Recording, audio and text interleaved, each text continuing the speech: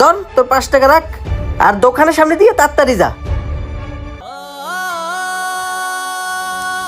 বিশ্বাস করেন আঙ্কেল, রোজা রেখে আমার মার গলাটা একবারে শুকায় গেছে।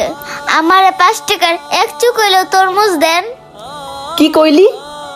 5 টাকা তরমুজ দিমু? আস্তা তরমুজ কাইডা 100? হ্যাঁ, আর বাকিগুলো কে কিনবে? বাকিগুলো তোর বাপ কিনবে। যা এখান থেকে শোন।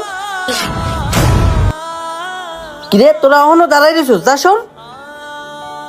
এই মামনি শোনো। জি আঙ্কেল, কিছু বলবেন? মামনি একটু দাঁড়াও। এই ভাই, ওদের কোন তরমুজটা দিছিলেন ওই তরমুজটা ওদের দিয়ে দেন।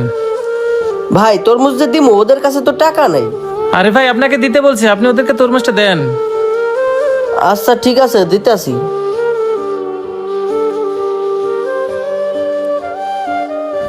এই নাও মামনি, এই তরমুজটা ইফতারিতে তোমাদের মাকে খাওয়াইবা, ঠিক আছে? ধন্যবাদ আঙ্কেল।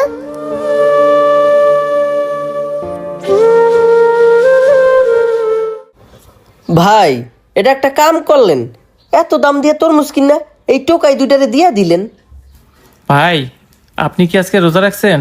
না ভাই, আমার পেটে একটু সমস্যা তো, এর লেগে রোজা রাখি না। আর তাছাড়া আমি না খাই থাকতে পারি না। ভাই, তাহলে আপনার সাথে আর কি কথা বলবো? একটা রোজাদারের কষ্ট আপনি কিভাবে বুঝবেন? যদি রোজা থাকতেন তাহলে একটু হলেও বুঝতেন এই গরমে একটা রোজাদারের কতই না কষ্ট হয়। ভাই, আমিও রোজা রাখছি, আর এই গরমে রোজা রাখা আমার গলাটা অনেক শুকিয়ে গেছে, অনেক কষ্ট হচ্ছে ভাই। ভাই